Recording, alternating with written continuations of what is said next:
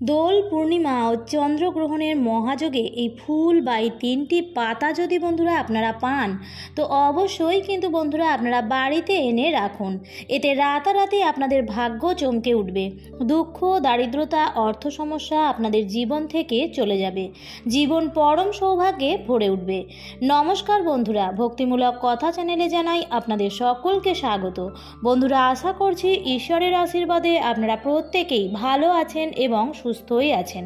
এই দোল পূর্ণিমা আর চন্দ্রগ্রহণের মহাযোগে কিছু টোটকা বন্ধুরা আপনাদের বলবো, যা এই দিন যদি আপনারা করতে পারেন তো বন্ধুরা আপনারা খুবই ভাগ্যশালী হয়ে উঠবেন। এবং যদি বন্ধুরা আপনাদের ওপর ভগবানের কৃপা এই সময় হয় তো অবশ্যই কিন্তু বন্ধুরা আপনারা এই দোল পূর্ণিমার মধ্যে এই সংকেতগুলি অবশ্যই পাবেন।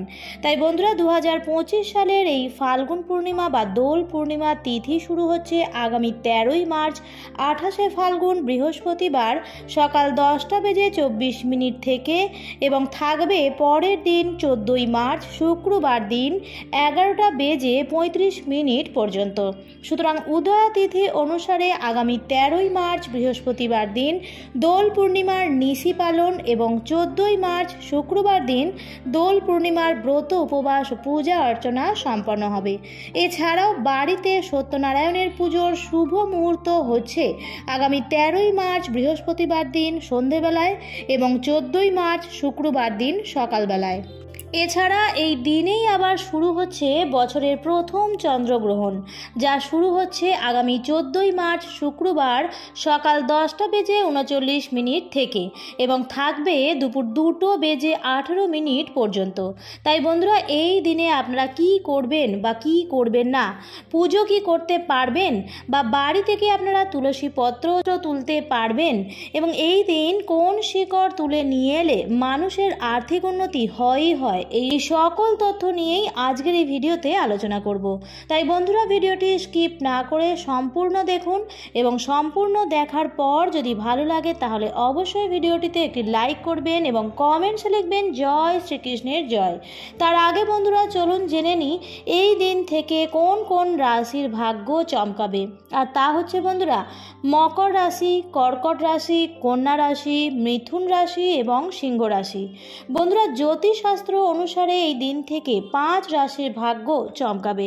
এই দিন থেকেই এই 5 রাশির মানুষের জীবনে অনেক সুযোগ সুবিধা আসবে।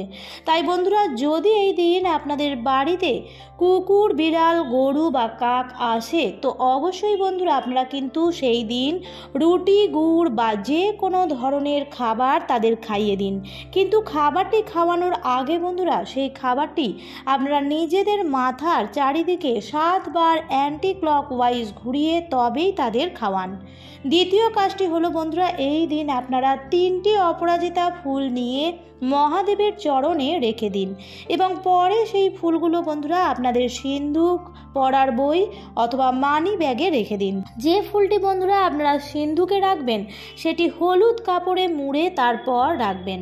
তৃতীয়ত হলো বন্ধুরা এই দিন আপনারা একটি সাদা আকন্দ ফুল গাছের শিকড় এনে মহাদেবের চরণে বা শিবলিঙ্গের পাশে রেখে দিন। পরের দিন আপনারা সেই শিকড়টি মহিলারা বাম হাতে এবং ছেলেরা ডান হাতে পরবেন।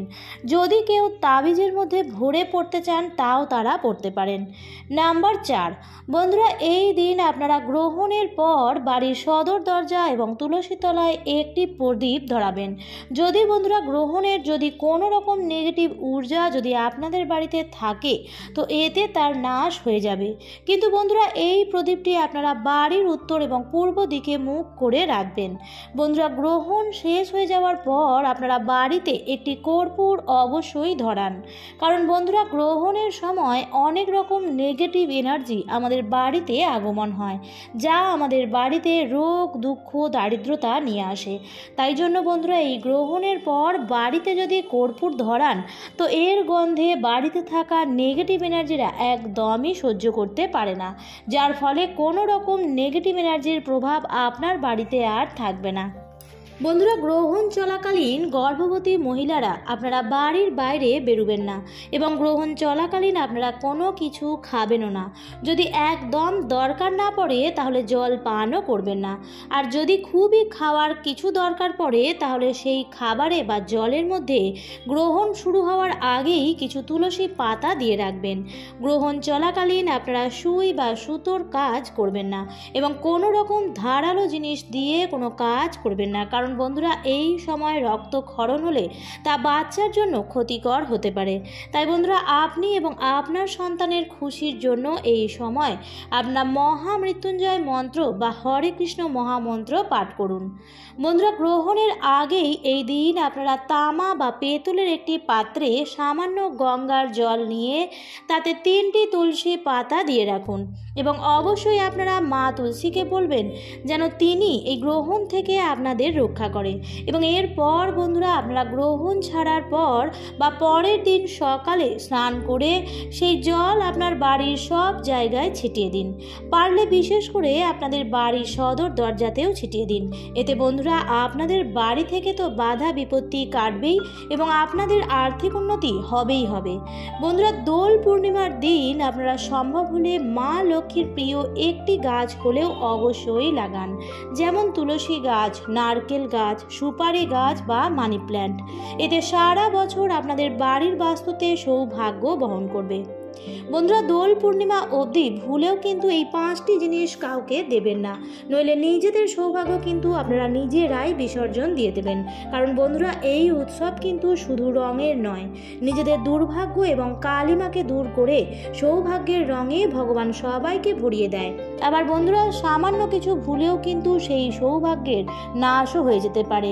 তাই বন্ধুরা, এই সময় আপনারা ভুল করেও বাড়ি থেকে এই জিনিসগুলি কাউকে দেবেন না। বন্ধুরা, বিষ্ণু পুরাণ এবং গরুড় পুরাণ বলছে যে এই 5টি জিনিস মা লক্ষ্মীর সঙ্গে সম্পর্কিত। বন্ধুরা, তামা, পেতল এবং রূপোর জিনিস, এই সব ধাতুর জিনিস কাউকে দান করা খুবই শুভ বলে মানা হয়। কিন্তু কাউকে ভুলেও বন্ধুরা এই সময় আপনারা প্লাস্টিক, স্টিল, অ্যালুমিনিয়াম বা কাঁচের তৈরি কোনো বাসন কাউকে দান করবেন না, বিশেষ করে সন্ধ্যার পর। এই সময় কাউকে ভোজন করানো খুবই শুভ বলে মানা হয়।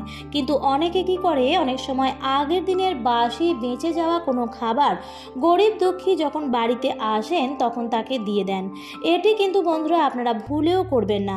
যদি একদমই কিছু না থাকে বাড়িতে তাহলে, আর যদি সেই সময় কোনো ক্ষুধার্ত ব্যক্তি আসে তাহলে তাকে কিনে এনেও কিছু খাওয়াতে পারেন, কিন্তু বাসি, পচা বা নষ্ট খাবার ভুলেও কাউকে দেবেন না। ভগবানের অপমান করা হয় এতে, আর জীবনে নেমে আসে চরম দুর্ভাগ্য। বন্ধুরা, তেল বা তেলের দান করা অত্যন্ত শুভ বলে মানা হয়, কিন্তু রান্না করা তেল বা বাসি তেল বন্ধুরা কাউকে দেবেন না। এছাড়াও দান যখন আপনারা করবেন তখন মনে যেন আপনাদের কোনো রকম অহংকার বা রাগ না আসে। কাউকে ছোট ভেবে কখনোই আপনারা দান করবেন না। দান সর্বদা হাতে বা পাত্রে দেবেন, মাটিতে কিন্তু আপনারা দান করবেন না। বন্ধুরা, ঝাঁটা এই সময় কিন্তু ভুলেও আপনারা কাউকে দান করবেন না। যদি দিতে হয় তো কাউকে কিনে দিন, কিন্তু বন্ধুরা এই সময় আপনার বাড়ি থেকে ঝাঁটা কাউকে দেবেন না। এগুলো হচ্ছে বন্ধুরা মা লক্ষ্মীর প্রতীক। প্রত্যেক মানুষই সুখ, শান্তি ও স্বাচ্ছন্দ্যে থাকতে চায়, আর তাই তো প্রত্যেকেই মা লক্ষ্মীর পূজা আরাধনা করে থাকে। কিন্তু মা লক্ষ্মীকে প্রসন্ন করা আবার অতটাও সহজ নয়। মা লক্ষ্মী যে সহজে প্রসন্ন হন না, আর যার উপর তিনি প্রসন্ন হন তাকে আর পেছনে ঘুরে দেখতে হয় না। তাই বন্ধুরা, মা লক্ষ্মী যদি আমাদের উপর কৃপা করেন তাহলে বারবার তিনি এই সংকেতগুলো দিয়ে থাকেন। তাই বন্ধুরা, আপনিও যদি এই সংকেতগুলো পেয়ে থাকেন তাহলে আপনি বুঝতেই পারছেন যে আপনি কতটা ভাগ্যশালী। আপনাদের বাড়িতে যদি বন্ধুরা 3টি টিকটিকিকে একই জায়গায় দেখতে পান তো বন্ধুরা এটি বাড়িতে মা লক্ষ্মীর আগমনের সাক্ষাৎ সংকেত। তুলসী মঞ্চে যদি আপনারা টিকটিকি দেখতে পান তো এটা খুবই ভালো সংকেত বন্ধুরা মানা হয়। তাই এদের যদি কোনো বিশেষ দিনে আপনারা এমনভাবেই দেখতে পান তো তার উপর অবশ্যই আপনারা চাল ও সিঁদুর দিয়ে দেবেন। এতে বন্ধুরা দুর্ভাগ্য কেটে গিয়ে সৌভাগ্যের আগমন হয়। দ্বিতীয় হলো বন্ধুরা কালো পিঁপড়ে। কালো পিঁপড়েকে বন্ধুরা মা লক্ষ্মীর আগমনের সংকেতকেই বোঝায়। তাই বাড়িতে যদি হঠাৎ করেই কালো পিঁপড়েরা গোল করে ঘুরতে থাকে তো এটাও বাড়িতে মা লক্ষ্মীর আগমনের সংকেত।